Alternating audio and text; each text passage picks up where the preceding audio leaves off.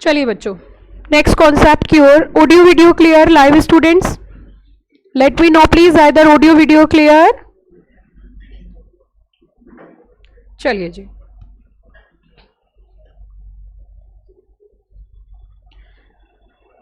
बच्चों MCA ministry of corporate affairs, जब हम कंपनी लॉ पढ़ेंगे तो कंपनी लॉ के दौरान बहुत सारी एजेंसीज का नाम मैं लूंगी आपके साथ, जैसे कि ROC से आप बहुत फैमिलियर हो, RD, OL, SFIO, NAFRA, NCLT, NCLAT।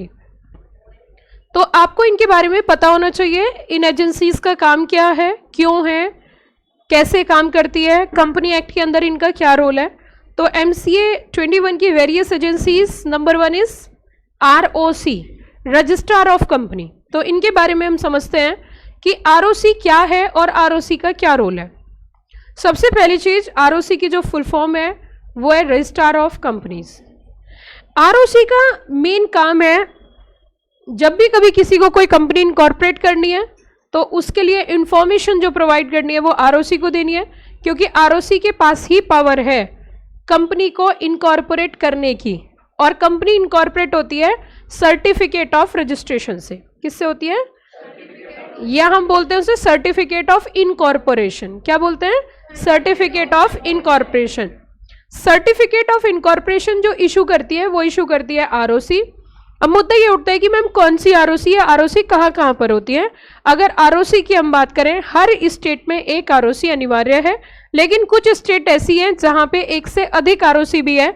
वो बिजनेस के ऊपर डिपेंड करता है। अगर वहाँ पे बिजनेस बहुत ज़्यादा है, कंपनीज बहुत ज़्यादा है, तो इतना कार्य का भार होता है, कार्यभार जिसे बोलते हैं, वो अगर एक ROC नहीं संभाल पा रही तो वहाँ पे एक स्टेट में एक से अधिक ROC भी हो सकती है। क्वेश्चन नंबर 1, क्या मैम ऐसा कोई स्टेट है जहां पे एक से अधिक ROC है? एक नहीं, कई सारी स्टेट है। जैसे महाराष्ट्र के अंदर 2 ROC है, आपकी एक मुंबई में है, दूसरी पूना में है। जैसे कि तमिलनाडु एक स्टेट है जहां पे 2 ROC है, चेन्नई है, कोयम्बटूर है। तो मेरा कहने का तात्पर्य यह है कि ऐसा जरूरी नहीं है कि एक स्टेट में एक ही ROC हो, एक स्टेट में एक से अधिक ROC भी हो सकती है। अब मैं आपको कुछ अब से 23 साल पहले लेके चलती हूँ। 20-22 साल पहले की अगर हम बात करें, 23 साल पहले की हम बात करें, तो उस समय जो सिस्टम था वो फिजिकल सिस्टम था। आपको कोई भी फॉर्म, आपको कोई कंपनी इनकॉर्पोरेट करनी है तो उसका फॉर्म लेकर आपको ROC में ही जाना पड़ता था। जो बच्चे दिल्ली के हैं वो जानते होंगे नेहरू प्लेस को। नेहरू प्लेस आपने जरूर सुना होगा। नेहरू प्लेस मेट्रो स्टेशन के जस्ट इस साइड बिल्डिंग है जहां पे हमारी दिल्ली ROC है। अगर दिल्ली में कोई भी कंपनी इनकॉर्पोरेट करनी है तो फॉर्म लेकर फिजिकली आपको वहां पर विजिट करना पड़ता था। लंबी लंबी लाइनें लगती थी, लाइन में भी खड़ा होना पड़ता था, और जो भी फॉर्म कंपनी का फाइल करना है आपको वहीं जाकर ही जमा करना पड़ेगा। सेम इसी तरीके से जैसे आज आप अपना CSEET का, अपना एग्जीक्यूटिव का रजिस्ट्रेशन कराते हो, अपना एग्जामिनेशन फॉर्म भरते हो, तो आप ऑनलाइन खट लैपटॉप से भर देते हो। लेकिन हमारे टाइम में ऐसे खटखट नहीं, हमें फट जाना पड़ता था। कहां पर? हमें जाना पड़ता था नोएडा, हमें इंस्टीट्यूट के पास ही जाना पड़ता था। इंस्टीट्यूट पे जाकर ही वहां पर फॉर्म मिलता था 50 रुपए का, फिर वो फॉर्म फिल करना पड़ता था। फिर साथ में या तो DD लेके आइए, ड्राफ्ट या कैश, जो भी सिस्टम था वहां पे फॉर्म जमा करना पड़ता था। आप रजिस्ट्रेशन कराने जा रहे हो, वहीं पर जाइए, रजिस्ट्रेशन कराते थे, हैंड टू हैंड बुक्स मिल जाती थी। लेकिन अब आपको किसी भी तरीके की जाने की जरूरत नहीं है, सब कुछ ऑनलाइन हो गया है। बिल्कुल इसी तरीके से अब MCA में भी सब कुछ ऑनलाइन हो गया है। No need to visit the physical office of any ROC। आपको किसी भी ROC में विजिट करने की रिक्वायरमेंट नहीं है, सब कुछ ऑनलाइन है। ऑनलाइन के बड़े सारे फायदे हैं, 24/7 अवेलेबल है, no need to stand in a long queue, it means time की सेविंग है। Time is equals to money होता है। उसी के साथ साथ पहले करप्शन होने के चांसेस थे। करप्शन होने के चांसेस ऐसे थे, मान के चलो कोई फॉर्म फाइल करना है जिसकी अंतिम तारीख जो है, अंतिम तिथि है 31 तारीख, और आप वहां पहुंचे 4 तारीख को, तो आप कहोगे जी तारीख तो निकल गई है, due date is over finally, so pay penalty. आप कहते थे जुगाड़ कर लो, कुछ एक्स्ट्रा पे कर देंगे, चाय पानी पिला देंगे। चाय और पानी का जुगाड़ कर दिया। दे दिया, स्टैम्प लग गई, 31 तारीख की फॉर्म जमा हो गया। तो इसका मतलब क्या था, करप्शन के भी चांसेस बहुत ज्यादा थे। लेकिन जब इलेक्ट्रॉनिक सिस्टम हो जाता है तो करप्शन ऑटोमेटिकली देश से खत्म हो जाता है। तो इससे एक सबसे बड़ा फायदा जो मिला वो करप्शन का, और टाइमली है। अगर कोई टाइमली फाइल नहीं करेगा सरकार को पेनल्टी देनी पड़ेगी, सरकार के पास पैसा आएगा। उसी के साथ ट्रांसपेरेंसी, ट्रांसपेरेंसी बहुत ज्यादा रहती है, इजीली एसेसिबल। फॉर एग्जाम्पल मैं आपको एक छोटा सा एग्जाम्पल देती हूं। मान के चलिए मेरा कोई क्लाइंट है, उन्होंने कहा जी मुझे एक्स लिमिटेड एक्वायर करनी है। मैंने कहा एक्स लिमिटेड एक्वायर करनी है, ठीक है तो आप एक्वायर कर रहे हो। कहने लगे उनकी जो कोटेशन हमारे पास आई है वो 25 करोड़ है, कि कंपनी की कीमत 25 करोड़ है। अब मुद्दा ये उठता है कि उस कंपनी की जो डील फाइनल हो रही है वो 25 करोड़ में हो रही है, तो क्या 25 करोड़ रुपए क्लाइंट को आंख बंद करके उन्हें दे देने चाहिए? नहीं देने चाहिए। अब मैं आपको दूसरा एग्जाम्पल देती हूं। अब दूसरा एग्जाम्पल सुनो। मान के चलो आप रास्ते में जा रहे हो, आपने कहा जी मुझे तो एप्पल्स लेने हैं, सेब खरीदने हैं, सेब खरीदने हैं। आप सेब वाले की दुकान पे पहुंचे, आपने कहा सेब कितने रुपए किलो, और उसने कहा 260 रुपए किलो। आपने कहा भैया ठीक लगा ले कि 260 है, बहुत महंगे चल रहे हैं, 260 से 1 रुपया कम नहीं, लेना है ले लो वरना रहने दो। उसके बाद आपने सेब को इधर से देखा, सेब को उधर से देखा, आपने कहा भैया कि हाँ कि सेब तो भैया काना है, सेब में तो भैया देखिए निशान हो रखे हैं, सेब यहां से कटा हुआ टाइप सा है, कटा हुआ है। दुकान वाले ने देखा कटा हुआ है, अच्छा खराब है, चलो कोई बात नहीं 220 लगा लिया। ये क्या हुआ बताइए जल्दी से, ये क्या हुआ? 260 से 220 रेट कैसे हो गया? लॉजिक बताओ, 260 से 220 रेट कैसे हुआ?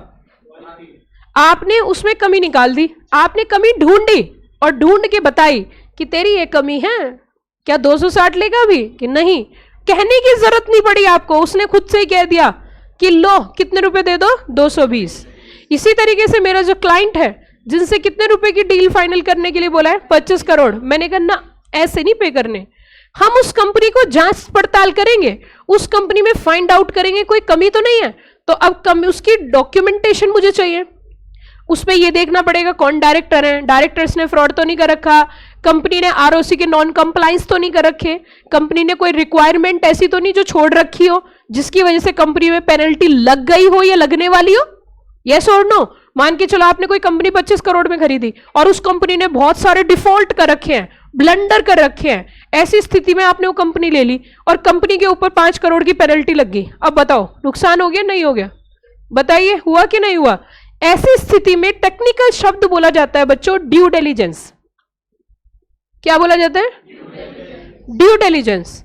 और ड्यू डिलिजेंस सिर्फ और सिर्फ ताली बजाना इस बात पे, ड्यू डिलिजेंस जो बेसिकली जो काम है जो बहुत परफेक्ट तरीके से करते हैं, तो इस बात पे ताली जरूर बजाना वरना मैं नाराज हो जाऊंगी। ड्यू डिलिजेंस का काम जो सिर्फ और सिर्फ बेसिकली जनरली किया जाता है वो किया जाता है सिर्फ और सिर्फ कंपनी सेक्रेटरी के द्वारा। भाई और बहनों ताली बजाइए, सिर्फ और सिर्फ कंपनी सेक्रेटरी के द्वारा।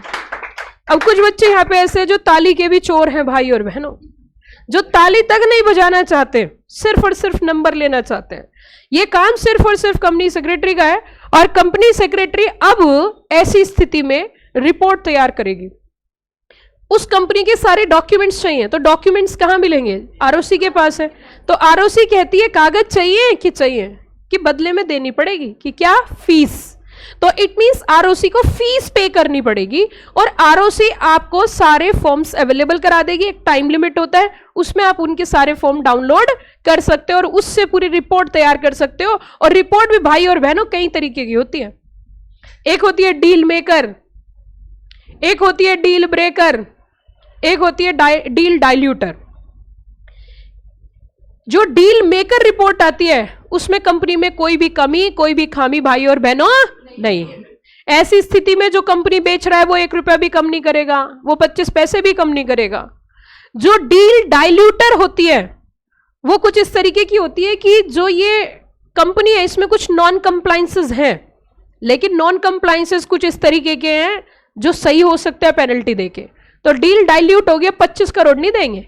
अब भैया जितने के नॉन कंप्लायंसेस है उतने काट के देंगे, देंगे या कि नहीं देंगे? एक होती है डील ब्रेकर। डील ब्रेकर सबसे खराब रिपोर्ट होती है जिसमें यह आया कि कुछ भी सही नहीं है और कंपनी ले ली तो अब तो जेल में तो ऐसे में हाथ जोड़ लेते हैं, आपकी कंपनी आपको ही मुबारक, लौट के बुद्धू घर को आए और जान बची तो लाखों पाए। तो ये आपको टॉपिक पढ़ना है सीएस प्रोफेशनल में जाके। आप मुझे ये बताइए, अगर एमसीए के पास ये सारा रिकॉर्ड नहीं होता, एमसीए के पास ये सारा डाटा नहीं होता और ऑनलाइन फैसिलिटी नहीं होती, तो क्या इजीली इस तरीके का काम किया जा सकता था? तो इसीलिए क्योंकि एमसीए सारा डाटा मेंटेन करता है, मैं आपको सारी चीजें सिखाऊंगी, फ्रंट ऑफिस, बैक ऑफिस क्या क्या होती है, कैसे काम होता है, फॉर्म कैसे फाइल किया जाता है, सारी चीजें प्रैक्टिकली मैं आपको बताऊंगी। लेकिन आरओसी का एक बहुत बड़ा योगदान है, और मैं तो अपनी भाषा में ये बोलती हूँ, कंपनी के लिए आरओसी क्या है, तो एक लाइन में मैंने इसको जवाब दिया, त्वमेव माता च पिता त्वमेव, त्वमेव सखा च बंधु त्वमेव। कंपनी की आरओसी माता पिता समान है कि क्यों? कि जन्म कौन देती है, और आप क्या कर रहे हो, आपने क्या कमाया, आपने क्या बचाया, आपने क्या गवाया, इस सभी की जानकारी आरओसी को हर साल देनी पड़ती है, और वो होती है बच्चों एनुअल फाइलिंग। क्या बोला मैंने? तो ये एनुअल फाइलिंग क्या होती है? कंपनी के जितने भी balance sheet, profit and loss account, सारे कागज आपको हर साल किसे भेजने पड़ते हैं? आरओसी को। मान के चलिए आपने कुछ सालों तक आरओसी को कोई डाटा नहीं भेजा, कोई एनुअल फाइलिंग नहीं भेजी, तो आरओसी एक गाना गाएगी और मजा आएगा, तो वाह वाह जरूर करना कि ना चिट्ठी ना संदेश, क्या बोला मैंने? जाने वो कौन सा देश जहां मेरी कंपनी चली गई तो तू चली जा, ले रजिस्टर से नाम हटा देती हूँ। इट मीन्स आरओसी अपने रजिस्टर से नाम भी हटा सकती है, जिसे बोलते हैं स्ट्राइकिंग ऑफ करना। क्या करना? इट मीन्स आरओसी एक ऐसी ऑथोरिटी है, अगर चाहे तो किसी भी कंपनी को क्या कर सकती है? पूरे तरीके से खत्म कर सकती है। यस और नो? तो आरओसी के यहाँ रजिस्टर मेंटेन होते हैं, और जिसका नाम उस रजिस्टर के अंदर है वो कंपनी है, और जिसका नाम रजिस्टर में नहीं है वो कंपनी नहीं है। क्लियर या ऑल क्लियर? क्या ये बात समझ में आ गई? तो समय समय पे एनुअल फाइलिंग का काम भी, इस बात पे भी सारे बच्चे बहुत जोरदार तालियां बजाएंगे। एनुअल फाइलिंग का काम जो होता है वो भी जोरों शोरों से कर तो सभी सकते हैं, सीए भी, सीएस भी, सीएमए भी, लेकिन सबसे अधिक जो ये कार्यभार संभालते हैं वो संभालते हैं सिर्फ और सिर्फ कंपनी सेक्रेटरी। ताली हो जाए इस बात में। तो इट मींस एनुअल फाइलिंग का भी जो काम किया जाता है वो सिर्फ और सिर्फ जनरली जो करते हैं वो कौन करते हैं? Company secretary. और ये हर साल सीजन आता है, ये सीजन होता है बच्चों, कमाई का सबसे अच्छा सीजन होता है एनुअल फाइलिंग। एक एक कंपनी की एनुअल फाइलिंग, किसी की एक्सबीआरएल फाइलिंग है तो 20-20 हजार रुपए ले लिए जाते हैं। तो पत्नी से बोला जाता है सीजन चलेगा, जो मर्जी वो तभी खरीदना। कब? जब क्या होगी? Annual filing.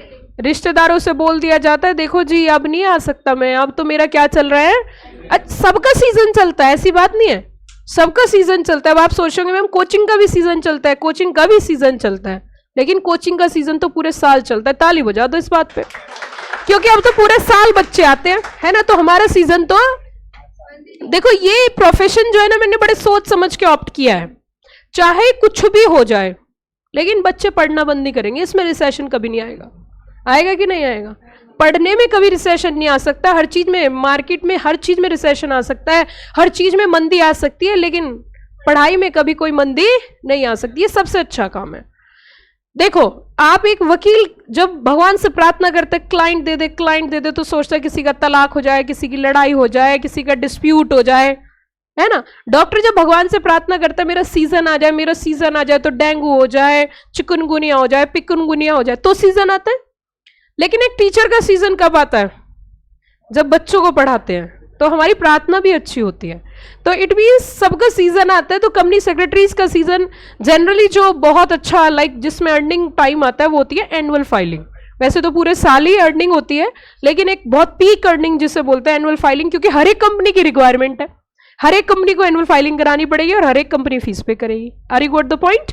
तो इट मीन्स आरओसी की अगर हम बात करें, ये देखिए, मीन्स अ रजिस्ट्रार और एडिशनल रजिस्ट्रार की भी बात करी, joint registrar, deputy registrar, assistant registrar, having duty सिर्फ एक ही बताइए, और वो बताइए बच्चों registering companies and discharging various functions under this act. Ma'am ये आरओसी कैसे अपॉइंट होते हैं? आरओसी कौन बन सकता है? जो यूपीएससी का एग्जाम क्लियर करके आते हैं ना, यूपीएससी सुना है आपने, जिससे आईएएस बनते हैं, आईएएस आईपीएस, है ना, आईएफएस, उसी में से ही जो पोजीशन रैंक के अकॉर्डिंग पोजीशन मिलती है। तो आरओसी भी उसी एग्जाम को क्लियर करके बनते हैं। कई बार आरओसी किसी अदर फील्ड से होता है, तो आईसीएलएस एकेडमी है आरओसी एमसीए की, आईसीएलएस, तो वहां पे पूरी प्रॉपर ट्रेनिंग चलती है, उसके बाद इनको यहाँ पे भेज दिया जाता है। तो ROC appointed in various states, और कहाँ पे, यूटी, यूटी मतलब यूनियन टेरिटरी।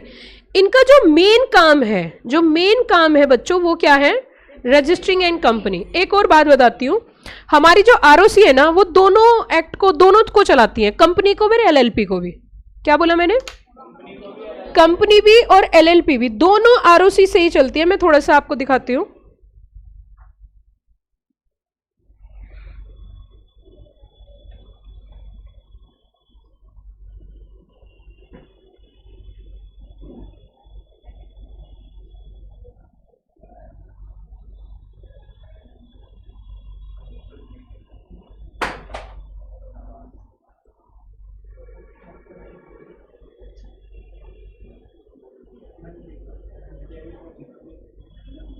ये देखिए बच्चों, register your company, company forms download, close your company, register your LLP. It means अगर हम बात करें, ये देखिए आप नीचे भी देख रहे होंगे, name reservation of company and name reservation of LLP. आप अगर एमसीए सर्विसेज में भी जाओगे तो आपको एमसीए सर्विसेज में भी नजर आ जाएगा, DSC, associate DSC, applied in, master data. किसी भी कंपनी की अगर सारी जानकारी लेनी है ब्रीफ में, मतलब शॉर्ट में, तो मास्टर डाटा से मिल जाती है, जिसमें कंपनी का नाम क्या है, स्टेटस क्या है, लिस्टेड है, अनलिस्टेड है। ये देखिए एलएलपी सर्विसेज, ई filing, LLP name, LLP incorporation, annual filing, forms download. तो इट मीन्स कुल मिला के मुद्दा ये है कि यहीं से ही हम कह सकते हैं दोनों काम किए जाते हैं आरओसी के थ्रू। कौन कौन से जरा बताना, एलएलपी भी और साथ में कंपनी भी। तो यहां पे ये कह रहे हैं कि दोनों की requirement, LLP comply with statutory requirement under this act, under this act these office function as registry of records. क्या बताया जरा बताना, रजिस्ट्री ऑफ रिकॉर्ड्स। इसके बारे में बच्चों में पढ़ाऊंगी, इनके ऑफिसेज होती है, बैक ऑफिस, फ्रंट ऑफिस। और अगर आपको याद रहे तो बता दूं सब बच्चों को, आपको मैं एक चैप्टर पढ़ाऊंगी, चार्ज। कौन सा चैप्टर, चार्ज के अंदर, कंपनी एक्ट के अंदर साफ लिखा हुआ है कि जैसे रजिस्टर कंपनी मेंटेन करेगी, ऐसे ही रजिस्टर आरओसी को भी मेंटेन करने हैं। इट मींस आरओसी से भी रजिस्टर क्यों मेंटेन कराए जा रहे हैं, क्योंकि रिकॉर्ड्स मेंटेन करना है। जैसे आपने फॉर्म भेजा, आपने फॉर्म फाइल किया, तो वो आरओसी की साइट पे अपलोड कर दिया, तो वहां पे वो सेव हो जाता है। तो वहां पे ऑफिसर्स होते हैं और वो अपना पूरा डाटाबेस मेंटेन करके रखते हैं। कुछ तो ऑटोमेटिक भी चला जाता है। अच्छा, एक बार कंपनी एक्ट के अंदर, अभी मैं इससे अगला सेशन जो लूंगी वो एमसीए 21 का ही सेशन लूंगी, बहुत इंटरेस्टिंग है, आपको बहुत सारी प्रैक्टिकल चीजें पता चलेंगी। एमसीए 21, क्या बोला मैंने, एमसीए 21 का ही सेशन लूंगी, तो आपको अच्छा लगेगा पढ़ने में भी। लेकिन मैं आपको एक चीज बताती हूँ कि जो ये आरओसी की जैसे साइट होती है, आरओसी पे जो फॉर्म फाइल करते हैं, एक बार एग्जाम में क्वेश्चन पूछते हैं कई बार, एक बार नहीं कई बार, कि कुछ फॉर्म्स ऐसे होते हैं जहां पर आरओसी की अप्रूवल लेनी पड़ती है, और कुछ फॉर्म ऐसे होते हैं जहां पर आरओसी को इंफॉर्मेशन देनी पड़ती है, इंटीमेशन देनी पड़ती है। जैसे फॉर एग्जाम्पल, जैसे मान के चलो कंपनी का नाम आपको लेना है, तो वो अप्रूवल हो गया, यस और नो।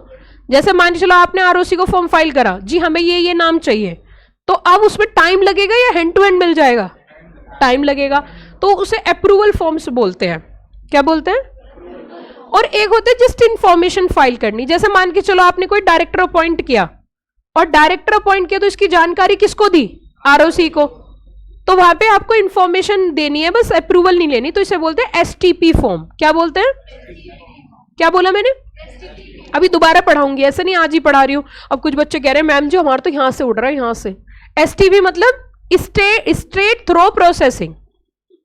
क्या बोला, स्ट्रेट थ्रो प्रोसेसिंग, मतलब जैसे आपने फॉर्म फाइल किया ऐसे ही अप्रूव हो गया, जैसे फॉर्म फाइल किया ऐसे ही क्या हो गया, अप्रूव हो गया। Are you got the point. तो इट मींस यहाँ पे आरओसी का काम जो है, अभी मैं दोबारा पढ़ाऊंगी ये सारी चीजें, आप घबराना मत, कि एसटीपी वगैरह ये सारी चीजें, तो अगली क्लास जब भी होगी उसमें बताऊंगी। तो ये देखिए यहाँ पे क्या होता है, रजिस्ट्री ऑफ, जल्दी बताओ, रजिस्ट्री ऑफ क्या होती है यहाँ पे, रिकॉर्ड्स।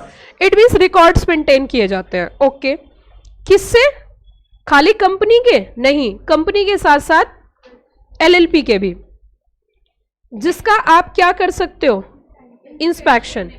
लेकिन इंस्पेक्शन के लिए क्या करना पड़ेगा, अभी मैंने आपको एक एग्जांपल दिया था, मैंने क्या बताया था कि हमारे क्लाइंट, मान के चलिए कोई कंपनी एक्वायर कर रहे हैं और उन्होंने जो कोटेशन दिया वो 25 करोड़ दिया है, तो क्या हमें हाँ कर देनी चाहिए जी, हाँ बिल्कुल नहीं।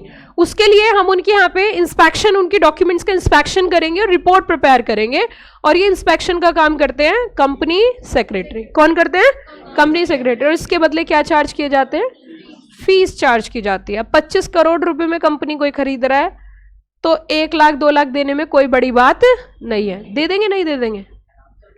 अब कंपनी की कोटेशन के काम के हिसाब से ही तो फीस लेंगे, या ऐसे ही कुछ भी ले लेंगे। तो बड़ा सिंपल होता है कि इस कंपनी का पूरा डाटाबेस तैयार किया जाता है। कैसे कि जब से कंपनी इनकॉर्पोरेट हुई है तो पहले इनकॉर्पोरेशन फॉर्म्स पे जाएंगे, तो इनकॉर्पोरेशन फॉर्म्स डाउनलोड कर लेंगे, सेव कर लेंगे। फिर उसके बाद डायरेक्टर के फॉर्म्स पे जाएंगे कि डायरेक्टर कौन अपॉइंट हो, जब अपॉइंट हुआ होगा तो भी आरओसी को पता होगा, और जब रिटायर हुआ होगा, हटाया गया होगा तो भी आरओसी को पता होगा। तो हमने डायरेक्टर के अपॉइंटमेंट के फॉर्म डाउनलोड कर लिए, और डायरेक्टर के सारे जो हटे हैं, रिमूवल के भी सारे आपने डाउनलोड कर लिए। अब टर्म बताना है, तो हमें क्या होता है, रिपोर्टिंग करनी होती है अपने क्लाइंट को, पूरा क्लैरिफाई करना होता है, क्योंकि जब 2-3 लाख रुपए कोई पे करेगा तो वो तो सारी जानकारी लेगा। जैसे सपोज करिए आप बोर्ड ऑफ डायरेक्टर्स बैठे हैं और आपने रिपोर्ट बनवाई है उस कंपनी के बारे में, तो हमें ऐसे ही बताना होता है कि मिस्टर श्याम जो है डायरेक्टर अपॉइंट हुए थे 2013 में, और ये लगभग डायरेक्टर रहे हैं 2020 तक, 7 साल रहे हैं। 7 साल बाद ये डायरेक्टर रिटायर हुए हैं, उनकी बीच की हिस्ट्री सारी बतानी होगी। ये कंपनी जो बनी थी 2000 में बनी थी, बीच में 2000 में जब कंपनी बनी थी, ये प्राइवेट कंपनी थी, 2015 में इन्होंने अपने आप को कन्वर्ट किया और ये पब्लिक कंपनी में चली गई। हमें कैसे पता चला होगा, जब कन्वर्जन हुआ होगा। जितने भी स्पेशल रिजोल्यूशंस होते हैं वो सारे आरओसी को फाइल होते हैं। किसको फाइल होते हैं, एसआर। जानते हो किसे बोलते हैं, स्पेशल। जानते हो एसआर क्या होते हैं, तो हम इसमें ऐसे भी पढ़ते हैं, जहां जहां तू होगा, दोबारा से क्या बताना जरा, तेरे पीछे बस, हाँ, जहां जहां तू होगा, मेरे साथ साथ बोलना, जहां जहां तू होगा मेरा साया तेरे आगे आगे एसआर होगा और पीछे पीछे MGT 14 होगा। वाह वाह कर दो इसी बात पे, इरशाद इरशाद सुभान अल्लाह। इट मीन्स, सुनो मेरी बात काम की, जब जब एसआर पास करते हैं, जब जब स्पेशल रिजोल्यूशन पास होता है, तो इसका रजिस्ट्रेशन कराया जाता है आरओसी से, और आरओसी को फॉर्म फाइल करना पड़ता है MGT 14 30 दिन के अंदर अंदर।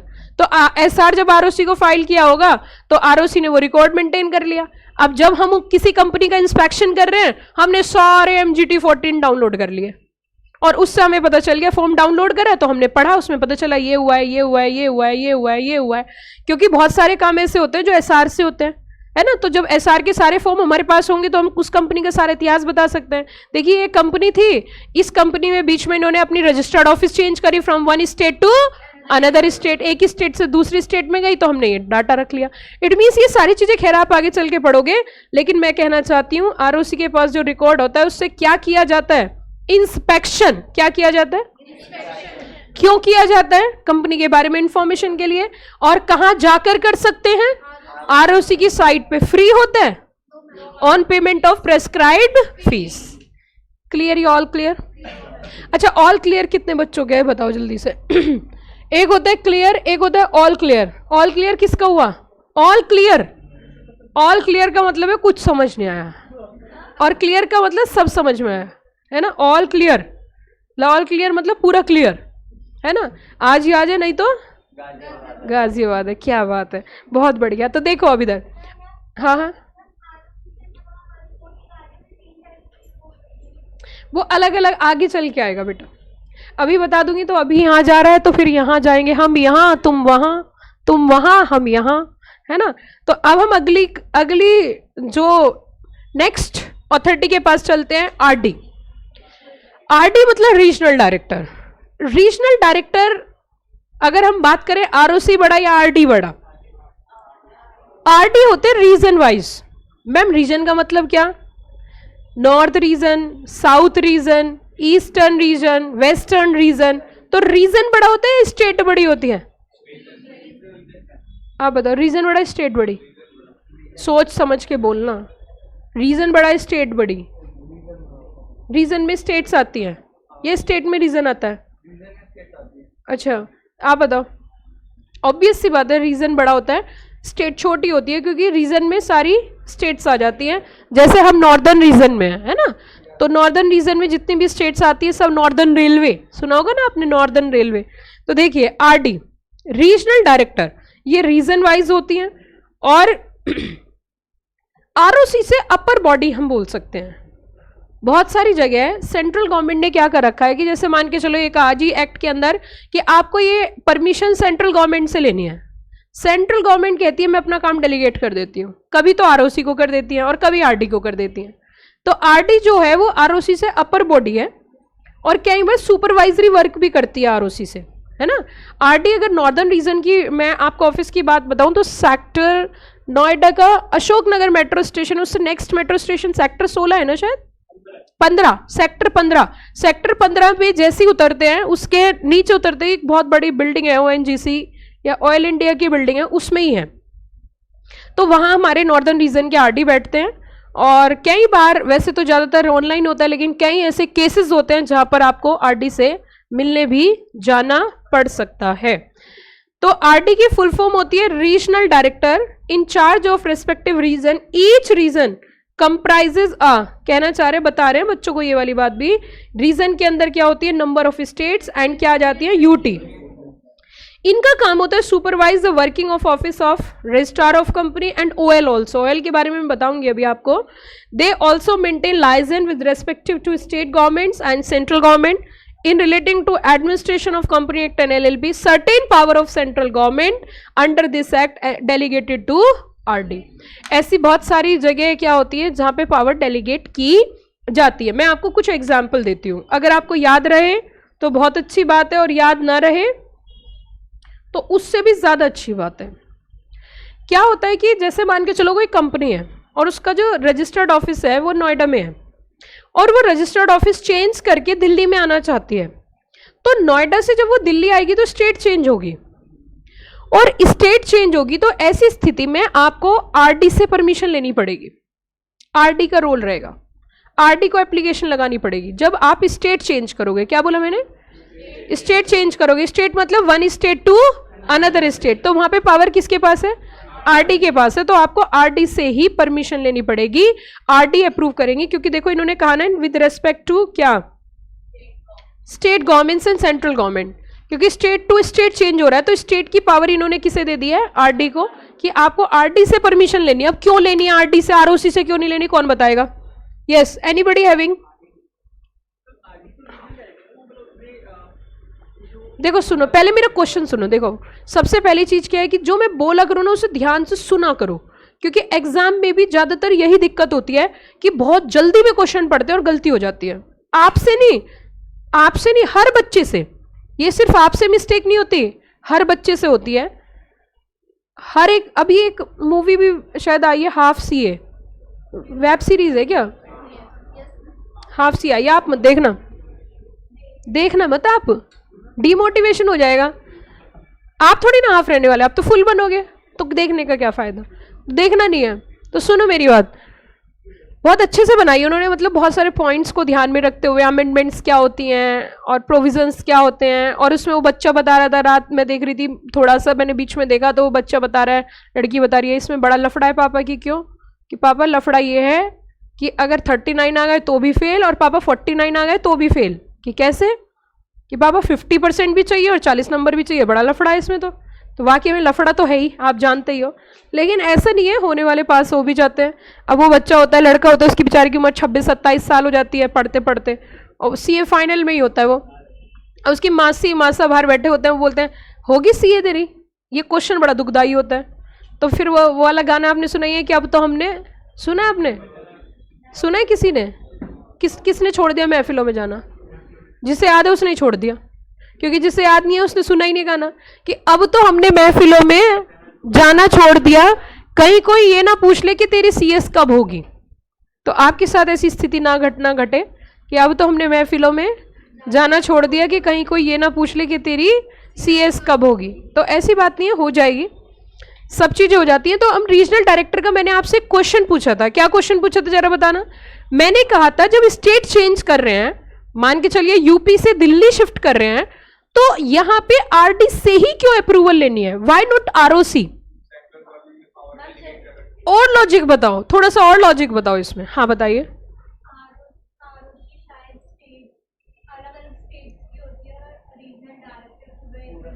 ये भी एक लॉजिक है, इस बच्चे के लिए ताली बजाओ। लेकिन इसके अलावा भी और लॉजिक है। ताली तो मुझे पता तुम कैसे बजाओगे, बहुत अच्छी ताली बजाते हो, बहुत अच्छी बजाते हो, कोई बात नहीं।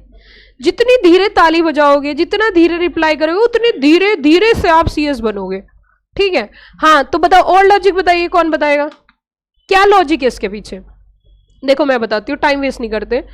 मान के चलो यूपी ROC है, अभी तक वो यूपी ROC के पास उसका सारा रिकॉर्ड था, अब वो दिल्ली शिफ्ट हो रही है, तो पुराने रिकॉर्ड की जरूरत नहीं है। तो RD ऑर्डर करेगी ओल्ड ROC से, आप अपना सारा रिकॉर्ड ट्रांसफर कर दो किसे, न्यू ROC से। तो सुपरवाइजरी रोल हो गया ना, नहीं समझ में आया, सुपरविजन रोल हो गया। लेकिन अगर ROC से ही परमिशन ली जाती तो एक ROC अपने आप को ही ऑर्डर देती, नहीं ना। तो इसीलिए ओल्ड ROC से बोला जाता है कि आपको ये सारा डॉक्यूमेंट ट्रांसफर करना है, किसको, न्यू ROC को। Got the point. अच्छा कोई बात नहीं, इस बच्चे ने बोला, आप मेरी जो बोला है ना मैंने, वो आपका नाम क्या है, प्रभास। प्रभास नहीं बोला है, कौन से वाले प्रभास है, ये वही वाले हैं क्या, वही। इसे पिक्चर है सब पता है, सेक्शन नहीं पता। चलो जिसकी भी आंख में प्रॉब्लम हो जाए ना, वो क्लास मत आना प्लीज, मैं पहले ही बता रही हूँ। जो भी बच्चे की आईज में कोई प्रॉब्लम इशू हो, घर पे लाइव पढ़ लेना प्लीज, क्लास में बताना, क्योंकि इसके पीछे लॉजिक है। बच्चों पता है क्या है, मैं गाड़ी भी आंख बंद करके चला रही हूँ आजकल। हाँ मैं गाड़ी भी आंख बंद करके चलाती हूँ, चश्मा लगा के, मतलब चश्मा लगा के चलाती हूँ बेटा, समझो ना बात को। क्योंकि अगर मुझे आई फ्लू हो गया तो मैं पढ़ा नहीं पाऊंगी, मेरी छुट्टी हो जाएंगी अननेसेसरी विदाउट एनी रीजन।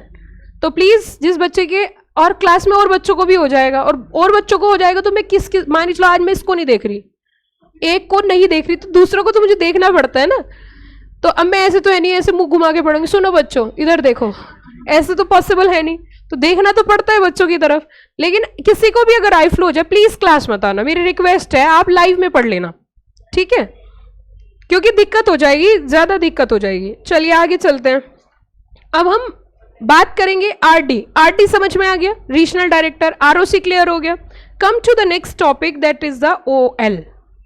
यहाँ पे मैं एक और बात बताती हूँ आपको। जब आपकी CS कंप्लीट हो जाती है, तो CS कंप्लीट करने के बाद कुछ ट्रेनिंग्स होती हैं, तो कई बार ट्रेनिंग के लिए आप OL के पास भी जाते हो, PCS के पास जा सकते हो, तो अथॉरिटीज में भी कई बार ट्रेनिंग होती है। OL का मतलब क्या है, देखिए OL का मतलब है ऑफिशियल लिक्विडेटर।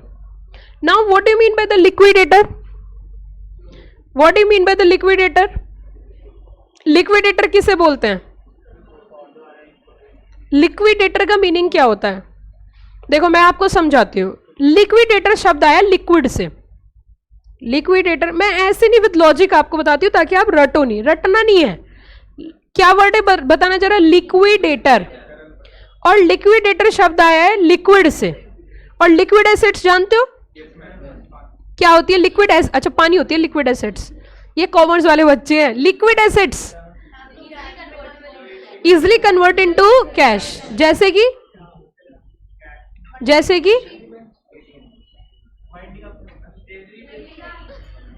क्लास 12 पढ़ के आए हो, डाउट होता है कभी कभी। लिक्विड एसिड्स में क्या आ जाती हैं,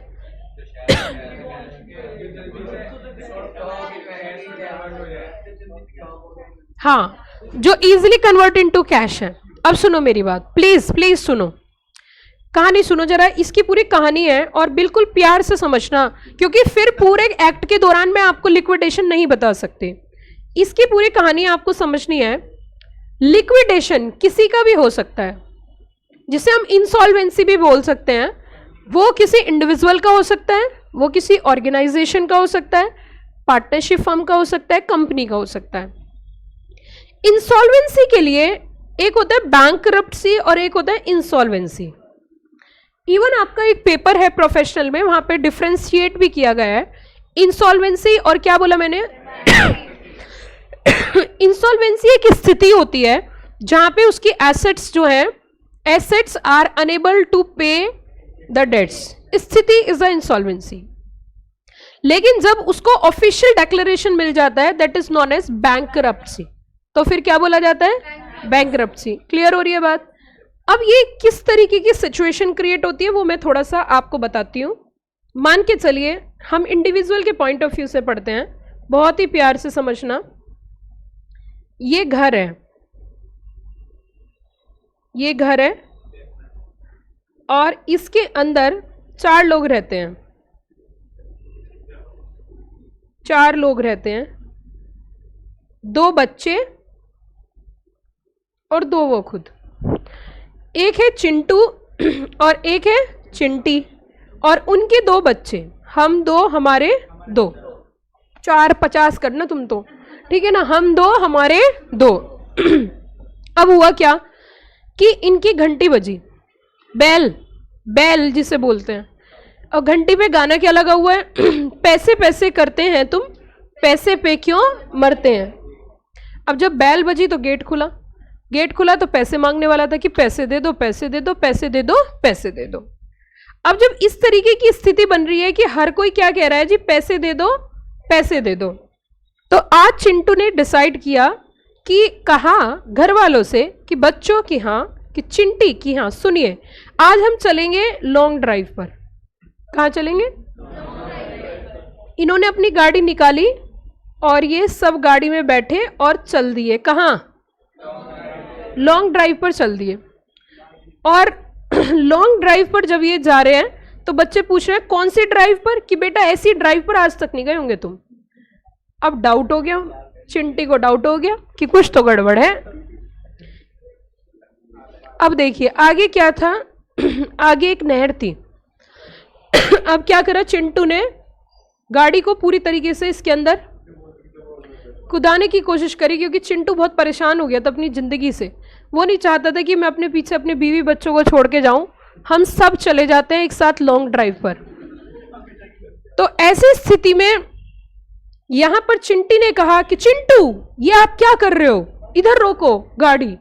और चिंटी ने कहा ऐसे हिम्मत नहीं हारते, हारे का सहारा बाबा शाम हमारा, ऐसे नहीं करते हैं। चलो 2 तरीके के भगवान होते हैं, एक ऊपर वाले भगवान और एक नीचे वाले भगवान।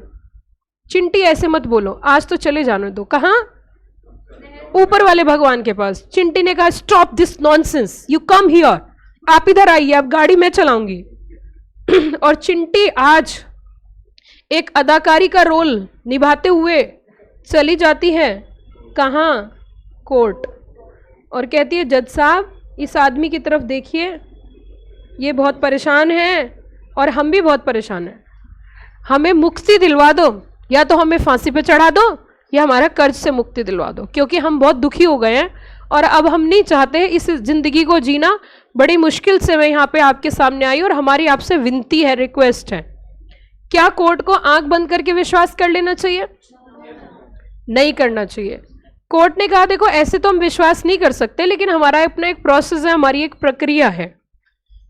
कोर्ट क्या करती है, अपने यहां से एक व्यक्ति को भेजती है और वो जाओ पता लगा के आओ क्या सच्ची में ऐसी स्थिति है, और वो इनके यहाँ जाते हैं और पता लगाते हैं।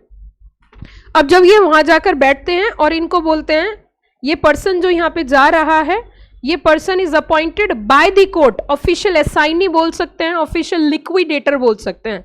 अब ये वहां पर जाएगा और वहां जाके पता लगाएगा स्थिति क्या है, जितनी भी एसेट्स होगी। चिंटू से बोलेगा चिंटू जा जी ले अपनी जिंदगी। मान के चलिए चिंटू के पास टोटल 1 करोड़ रुपए की एसेट्स है और उसके ऊपर देनदारी 5 करोड़ की है। तो अब वो इनकी अपनी जिम्मेदारी है ये कैसे पे करेंगे। जैसे किसी को 1 लाख देने हैं तो उसे 10,000 दे देंगे, किसी को 2 लाख देने हैं तो उसे 20,000 दे देंगे। ये अपने हिसाब से पे करेंगे। जो कि चिंटू अगर कभी भी ऐसा करता है, मान के चलिए इनके 3 लाख रुपए और चिंटू कह रहा है 20,000 ले लो, तो ये उल्टा इनके खोपड़े में मारेंगे, 3 लाख के बदले 20,000 नहीं लूंगी, पूरे लूंगी। अब ऐसी स्थिति में चिंटू से तो कोई नहीं मानता, लेकिन कोर्ट की प्रक्रिया है, इनके दौरान मान सकते हैं। लेकिन ये होगा कैसे? इनके जितनी भी एसेट्स होंगी, all assets are to be sell, paid off and convert into cash. तो ये जो लिक्विडेशन का काम करते हैं ये करते हैं लिक्विडेटर। कौन करते हैं? लिक्विडेटर। और जब ये कोर्ट की तरफ, अथॉरिटी की तरफ से रहते हैं तो इन्हें क्या बोलते हैं? Official liquidator. लिक्विडेटर कॉन्सेप्ट आप, ये तो ऑफिशियल लिक्विडेटर है, बट ये कॉन्सेप्ट आप ये तो समझ गए होंगे कि ये ऐसी स्थिति में आता है जब कंपनी अपनी अंतिम दिनों की ओर जा रही होती है, अंतिम सांसें गिन रही होती है, और कंपनी एक ऐसी स्थिति में होती है कि वो not able to survive. Yes और नो? तो ऐसी स्थिति में लिक्विडेटर को लाया जाता है। और इवन लिक्विडेटर आप पहली बार नहीं सुनोगे, लिक्विडेटर आप कई जगह आपको सुनने को मिलेगा, अलग अलग कॉन्सेप्ट में आप देखोगे लिक्विडेटर। कई बार liquidator is appointed by the members also, that liquidator is not an official liquidator. Official liquidator is appointed by the authorities, by the courts, that person is known as official liquidator. But OL is an agency. अब देखिए, सुनिए ध्यान से, ये कहते हैं for the purpose of this act as it relate to, you know very well, there is, जहां तुम वहां हम। मतलब ऐसा क्यों बोला मैंने? जहां तुम, जहां वाइंडिंग अप वहां OL, if there is no winding up there is no OL. Yes और नो? एसेट्स बेची कब जाएंगी? जब स्थिति खराब होगी। तो कहते हैं winding up of company by the tribunal और the central government as many may appoint as many OL joint deputy assistants, जो भी जरूरत हो, to discharge the function of OL। अब कहते हैं liquidator appointed shall be whole time officers of central government, salary allowances OL joint deputy whatever be shall be paid by the central government। It means ये government के द्वारा designated officers होते हैं, authority है basically OL. तो यहां पे कब जरूरत पड़ती है? जब भी ट्राइब्यूनल वाइंडिंग अप करती है तो ट्राइब्यूनल बोलती है ओएल को अपॉइंट करो और इनकी सारी एसेट्स को सेल करो। Assets is convert into cash, या assets is to be sell and किस में कन्वर्ट करो? लिक्विड फॉर्म में, कैश की फॉर्म में कन्वर्ट करो, ताकि हम डेट्स को क्या कर सकें? रिपे कर सकें। क्लियर? या ऑल क्लियर? तो ओएल का लॉजिक समझ में आया? लिक्विडेटर भी हो सकता है और official liquidator. Official liquidator is a officer which is appointed by the government. ठीक है? यहां पे कई बार आपकी ट्रेनिंग होती है, सीएस क्वालिफाई करने के बाद कई सारे ऑप्शंस होते हैं, तो कई बार ओएल की यहां पे भी ट्रेनिंग करने के लिए जाते हैं। अगला एजेंसी की हम बात करेंगे SFIO, serious fraud investigating officer. Serious fraud investigating officer 2003 में कॉन्स्टिट्यूट की गई है ऑर्गेनाइजेशन। इसका बड़ा लंबा चौड़ा इतिहास और आपका एक बहुत बड़ा चैप्टर भी है, जो कि आखिरी चैप्टर पार्ट ए का है, inspection investigation inquiry. SFIO is a full form is serious fraud investigating officer. इनका कहना यह है कि जब भी कभी सीरियस तरीके के फ्रॉड्स होंगे तो वो सीरियस फ्रॉड को फाइंड आउट करने के लिए वहां पे इन्वेस्टिगेशन होगा। तो इन्वेस्टिगेशन करने के लिए ऑफिसर्स भेजे जाएंगे, ये भी गवर्नमेंट के ऑफिसर्स होते हैं, तो इनको बोला जाता है SFIO. Government in the backdrop of major failure of non banking financial institution, vanishing company, अलग अलग तरीके की company, multi disciplinary organisation to investigate क्या? Corporate frauds. और यहाँ पे बहुत सारे एक्सपर्ट्स होते हैं अलग अलग फील्ड के, accountancy, forensic, auditing, law, information, IT, capital market, taxation, और ये डिटेक्टिंग करते हैं क्या? Prosecution, recommending for prosecution, collar crimes and frauds.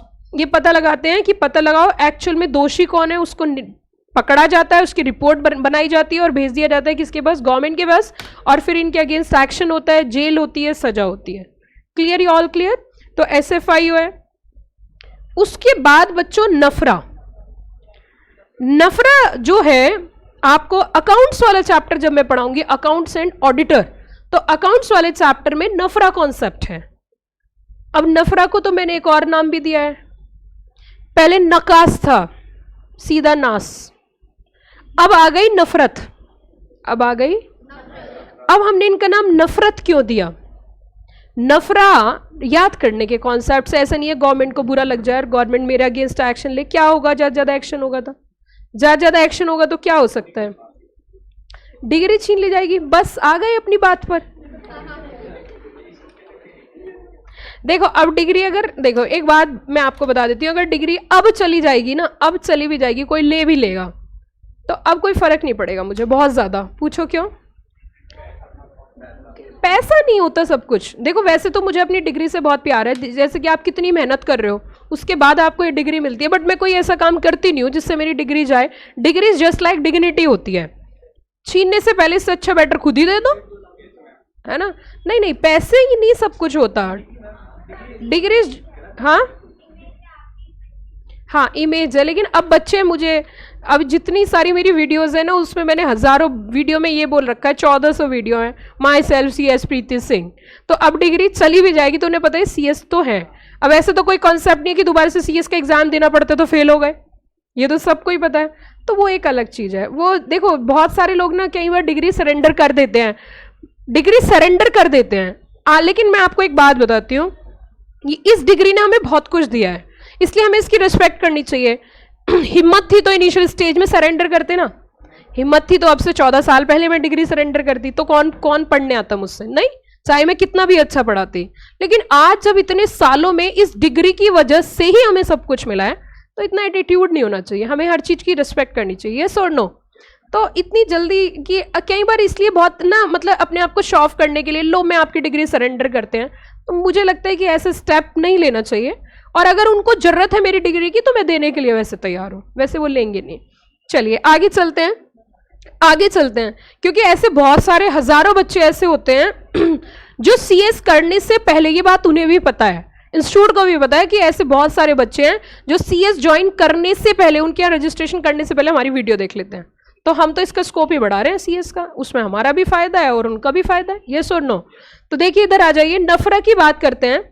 नफरा, नेशनल फाइनेंशियल रिपोर्टिंग अथॉरिटी, और ये आई बच्चों 2000 कॉन्स्टिट्यूट की गई 2018 में बाय गवर्नमेंट ऑफ इंडिया 132 के तहत।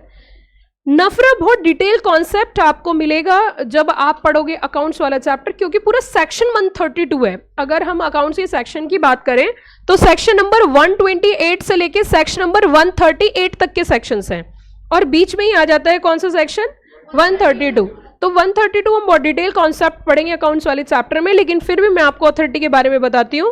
इनका काम है प्रोटेक्ट करना, क्या, पब्लिक इंटरेस्ट। अब किस तरीके से वो मैं बताती हूँ थोड़ा सा। जैसे कि आपको यहाँ पे MRF मैंने इसका क्रक्स बना रखा है, क्या बना रखा है, MRF। कैसे, M कैसे, monitor, R for recommend, F functions, perform such other functions.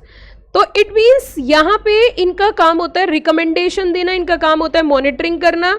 और ये शब्द आपको नजर आ रहा है, ये लाइन पढ़ो जरा, ओवरसी, ओवरसी वाली लाइन पढ़िए। Oversee the quality of service of professions associated with ensuring compliance with such standard, suggest measures for improvement in the quality of service, ये लाइन पढ़िए।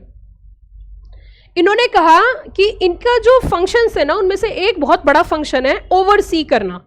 ओवरसी मतलब ओवरऑल देखना, quality of service of professionals. Now ये कौन से वाले professionals हैं, ये प्रोफेशन की बात कर रहे हैं, associated with compliance measures for improvement of quality of service. और ये प्रोफेशनल्स पता कौन है, CA, CS, CM में ऑडिटिंग होती है कंपनी में, क्या होती है, और ऑडिटिंग करते हैं चार्टर्ड अकाउंटेंट, और ऑडिटिंग स्टैंडर्ड्स होते हैं, क्या होते हैं। आपके यहाँ पे ऑडिटिंग नहीं पढ़ाया जाता, बिल्कुल भी नहीं पढ़ाया जाता। लेकिन अगर हम CA की बात करें तो CA में इंटर में भी 100 नंबर का, इवन फाउंडेशन में भी थोड़ा सा पढ़ाया जाता है, और फाइनल में भी पढ़ाया जाता है, और CMA में भी पढ़ाया जाता है। पहले हमारे यहाँ था ऑडिटिंग थोड़ा सा, लेकिन अब बिल्कुल हटा दिया, ऑडिट है ही नहीं उनके यहाँ। तो 100 मार्क्स का, जैसे हमारे यहाँ कंपनी लॉ का पेपर है ना, जितनी डीप में हमारे यहाँ कंपनी लॉ पढ़ाया जाता है, उनके यहाँ उतने ही डीप में ऑडिटिंग पढ़ाई जाती है। ऑडिटिंग स्टैंडर्ड्स होते हैं SA करके, है ना। तो वो जो है ऑडिटिंग स्टैंडर्ड के तहत ही, क्या बोला मैंने, ऑडिटिंग स्टैंडर्ड के तहत ही ऑडिट होता है। लेकिन अगर कोई प्रोफेशनल चार्टर्ड अकाउंटेंट उनके नियम का पालन नहीं करता तो नफरा के पास पावर दी गई है, नफरा उनके अगेंस्ट एक्शन ले सकती है, और एक्शन कुछ इस तरीके का ले सकती है, उनकी डिग्री सरेंडर करवा सकती है। इवन अगर फर्म चल रही है तो उसको काम लेने से कि आप इतने साल तक काम ही नहीं कर सकते, सस्पेंड कर सकती है। तो ये सारी पावर दी गई है किसको, नफरा को। तो वो क्या चेक करती है जरा बताना, oversee the quality of service. तो ये भी एक अपने आप में बॉडी है, एजेंसी है। आगे हम बात करते हैं NCLT और NCLAT। की गवर्नमेंट इंस्टीट्यूशन के नाम से CSEET के अंदर पूरा एक चैप्टर है जिसके अंदर NCLT की भी बात होती है, NCLAT की भी बात होती है। NCLT का लंबा चौड़ा इतिहास है, जैसे कि आप सभी बच्चे जानते हैं। NCLT जो कॉन्सेप्ट है वो आज का नहीं है, सन 2000 में, सिंस 2000 ऑनवर्ड्स कोशिश की जा रही थी NCLT आ जाए। बार बार यही कह रहे थे भैया जी NCLT आ जाए, कि NCLT है क्या भला, कि भला नहीं है, ये बहुत काम की चीज है, कि क्या है, it is just like a court, quasi judicial body, court के जैसी है। कि तो फिर इसे लेकर आइए कि बहुत कोशिश की गई, कंपनी एक, मैं बता रही हूँ ना कौन से ईयर से, 2000 से NCLT पिक्चर में लाने की बात की गई, लेकिन नहीं आ पाई। कब तक नहीं आ पाई? 2016 जून में NCLT पिक्चर में आई थी, लेकिन 16 साल कैसे लग गए। इवन 2013 एक्ट जब आया तो 2013 एक्ट में NCLT के भी सेक्शंस थे, परंतु स्थिति ऐसी उत्पन्न हुई कि NCLT की से पर्टेनिंग जो सेक्शंस थे, कनेक्टेड जो सेक्शंस थे, वो इफेक्टिव नहीं हो पाए। क्यों इफेक्टिव नहीं हो पाए? क्योंकि NCLT का जब कॉन्स्टिट्यूशन किया गया गवर्नमेंट की तरफ से, तो वहां पे इसके अगेंस्ट ऑब्जेक्शन उठा, और ऑब्जेक्शन उठा एडवोकेट्स की तरफ से कि NCLT इज अनकॉन्स्टिट्यूशनल, असंविधानिक, शब्द यूज किया असंविधानिक, गवर्नमेंट के खिलाफ। तो कोर्ट में केस चला, कोर्ट ने कहा देखो ये असंविधानिक कैसे हो सकती है, NCLT is working as a supplement to the court, not a substitute to the court. Yes और no? You know very well all of the normal courts are overburdened, there are thousands of cases are pending, and due to the thousands of cases are pending, जितने भी justice हैं वो so many delays हो रहे हैं। लेकिन यहाँ corporates की बात हो रही है, और कॉर्पोरेट में अगर इतना लंबा चौड़ा डिले चलेगा तो it's very tough task to manage the India in a good level. तो इसीलिए भैया कुछ अपने यहाँ पे चेंजेस लेके आओ। तो इसी वजह से 2000 से बात चलते चलते 2000 एक्ट के अंदर, 2000 में तो पॉसिबल ही नहीं हुआ, 1956 में तो पॉसिबिलिटी नहीं बन पाई कि करे क्या, क्योंकि लॉजिक समझिए, NCLT से पहले आपकी बहुत सारी पावर तो हाई कोर्ट के पास थी। किसके पास थी? कुछ पावर्स इन्होंने अलग अथॉरिटीज को दे रखी थी, DCA, CLB वगैरह, कंपनी लॉ बोर्ड वगैरह, इनको दे रखी थी। अब पूरे एक्ट में कितने अमेंडमेंट करोगे, कितने सेक्शंस में चेंज करोगे, पावर उठा के NCLT को देनी थी। तो it's a very like tough task to manage the NCLT in 1956, but whenever a fresh act comes into the picture, then fresh provisions may be introduced। तो इन्होंने इंट्रोड्यूस कर दिए, और जितनी भी पावर्स थी वो सब डिसॉल्व करके किसको दे दी? NCLT को। अब 2013 में जब ये एक्ट आया तो हुआ क्या कि केस पेंडिंग चल रहा था। अब केस पेंडिंग चल रहा था तो अभी पुराने एक्ट के जो प्रावधान थे, जैसे दो कंपनी को आपस में मर्ज होना है तो उसे बोलते हैं मर्जर, तो उसके लिए हाई कोर्ट से अप्रूवल लेनी पड़ती है। जहां कंपनी की रजिस्टर्ड ऑफिस होती है ना, उसी जुरिस्डिक्शन की जो हाई कोर्ट है उनसे अप्रूवल लेते हैं। अब 2016 जून तक यही चला, तो कंपनी एक्ट 1956 के ही प्रोविजन चलते रहे, और 2016 में जून में पिक्चर में आई थी हमारी NCLT केस जीतकर। तो NCLT के जो सेक्शंस थे वो इफेक्टिव हो गए। अब NCLT के अगेंस्ट, ऑर्डर के अगेंस्ट आप अपील कर सकते हो NCLAT। लेकिन यहां पे भी एक नॉलेज पॉइंट ऑफ व्यू से मैं आपको बात बताती हूं, NCLT के पास क्रिमिनल पावर्स नहीं है। जैसे किसी को सजा देनी है, 5 साल की सजा देनी है, 4 साल की सजा देनी है, इसके रिगार्डिंग में आपके बनाए जाते हैं स्पेशल कोर्ट्स। क्या बनाए जाते हैं? तो खाली NCLT से भी नहीं काम चलता। अगर कुछ कॉर्पोरेट फ्रॉड्स हुए हैं, है ना, क्या हुए हैं? कॉर्पोरेट फ्रॉड्स, तो वहां पे NCLT के साथ आपको साथ में किसकी जरूरत है? स्पेशल कोर्ट्स की। और स्पेशल कोर्ट्स गठन किए जाते हैं गवर्नमेंट के द्वारा। तो वो स्पेशल कोर्ट्स का ऑब्जेक्टिव होता है कि जल्दी से जल्दी जो भी सूट्स चल रहे हैं, जो केसेस चलते हैं, वो रिजॉल्व हो। Speedy disposal of cases. क्या बोला मैंने? Speedy disposal of cases. तो आज की डेट में हमारे यहाँ पे जो पिक्चर में है quasi judicial body, that is the NCLT, NCLAT। NCLT is a quasi judicial body and NCLAT also quasi judicial body।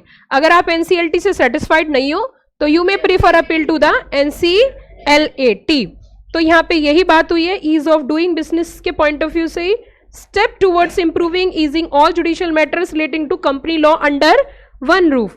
The setting up of NCLT is a part of efforts to move what is the objective of constitution of NCLT? Just to resolve the cases in a fastest manner, ताकि cases क्या हो सके, जल्दी से जल्दी resolve हो सके। दस improving is of doing business, MCA 1 June 2016 notified. आपको लॉजिक समझ में आ गया? 2013 में एक्ट आया, लेकिन एनसीएलटी इफेक्टिव कब हुई?